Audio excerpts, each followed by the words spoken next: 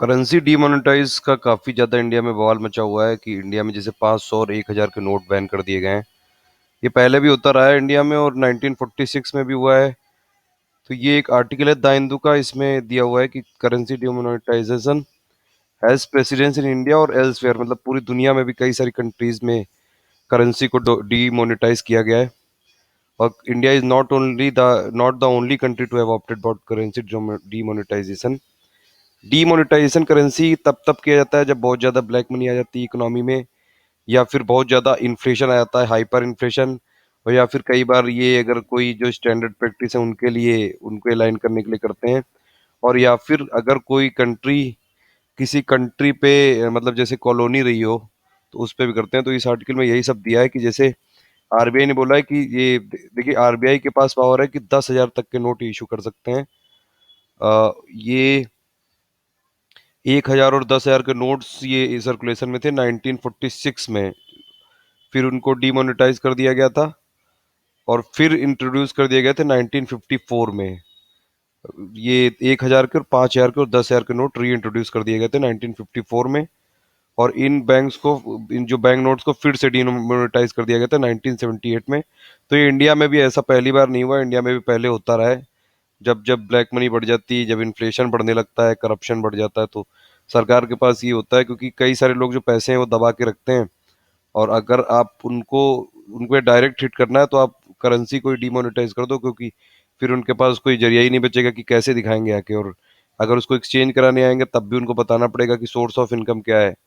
तो एक तरह से ये काफी अच्छा स्टेप होता है जिम। और ये दूसरा है कि इन्फ्लेशन से लड़ने के लिए भी होता है कि कई बार हाइपर इन्फ्लेशन हो जाता है तो भी ये डिमोनेटाइजेशन यूज किया जाता है, जैसे जिम्बाब्वे में हुआ था। जिम्बाब्वे में हाइपर इन्फ्लेशन हो गया था 2008 में, जब इसकी करेंसी ने इसकी पूरी वैल्यू लॉस हो गई थी। तो रिजर्व बैंक ऑफ जिम्बाब्वे ने बोला था कि ये मल्टीपल करेंसी सिस्टम में जा रहे हैं या फिर इसमें डॉलर इंट्रोड्यूस हो रहा है 2009 में। तो इसीलिए ये जरूरी है कि जो जिम्बाब्वे की करेंसी है उसको डीमोनेटाइज किया जाए और जो कि रिप्लेस होगी बाद में मल्टीपल करेंसी सिस्टम से। तो जिम्बाब्वे के केस में डीमोनेटाइजेशन काफी क्रिटिकल था वहाँ की पॉलिसी कंसिस्टेंसी के लिए और कस्टमर और बिजनेस कॉन्फिडेंस को बढ़ाने के लिए। और दूसरी बात इन्फ्लेशन को कम करने के लिए। इन्फ्लेशन, देखिए इन्फ्लेशन का मतलब होता है कि जब मनी सप्लाई बहुत ज़्यादा बढ़ जाती है पूरी मार्केट में। अगर मनी सप्लाई बहुत ज़्यादा है तो नोट काफ़ी ज़्यादा हो जाते हैं, सप्लाई बढ़ जाती है, तो इसीलिए इन्फ्लेशन आ जाता है। तो एक एक कोई भी जो गुड्स आप खरीदते हैं उसके दाम एकदम से बढ़ जाते हैं।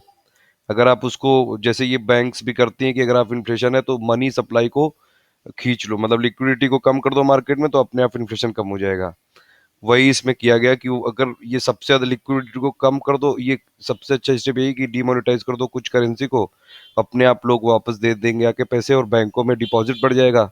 बैंकों में डिपॉजिट बढ़ जाएगा तो उसके लिए जो बैंकों की लेंडिंग कैपेसिटी वो भी बढ़ जाएगी, तो जो बैंक लोन देते हैं उसमें भी कम इंटरेस्ट पे देंगे। सिंगापुर में भी जब तक जापान ने रूल किया था तब तक बनाना नोट चलते थे। उसके बाद जब जापान ने सरेंडर कर दिया तो फिर उस नोट को डिमोनेटाइज कर दिया गया था 1945 में, और फिर सिंगापुर मिंट इंट्रोड्यूस कर दिया गया था। फिजी में भी ऐसा हुआ था, डिमोनेटाइज कर दिया गया था पाउंड और शिलिंग का, जब फिजी ने नए डेसिमल करेंसी की तरफ ट्रांजिशन किया जनवरी 13 1969 में। तो इसीलिए ये सब भी मतलब ऐसा नहीं यहाँ पे ही हो रहा है, फिलीपाइंस में भी हुआ था ये।